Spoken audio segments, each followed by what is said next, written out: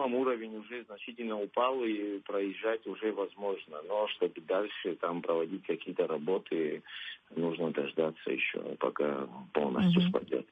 А вот так, если прикинуть, да, сколько вызовов получила МЧС вот за этот период, вот пока вот это стихийное бедствие длится?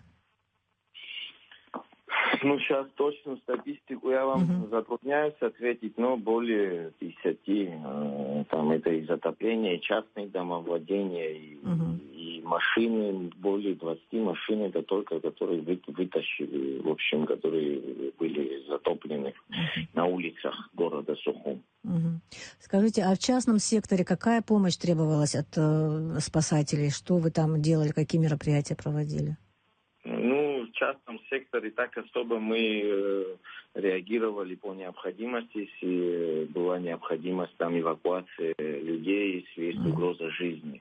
А так в целом там затопление первых этажей, там, не знаю, подвалов и так далее. Люди обращаются, просят помочь выкачать воду. То есть выкачивали сейчас воду. есть более такие приоритетные задачи, так скажем, которыми мы занимаемся. Но И все какие? возможное со своей стороны мы в любом случае сделаем и окажем всем помощь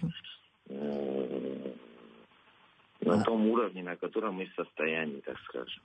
Саид, а какие сейчас у вас приоритетные задачи? Вот вы упомянули об этом.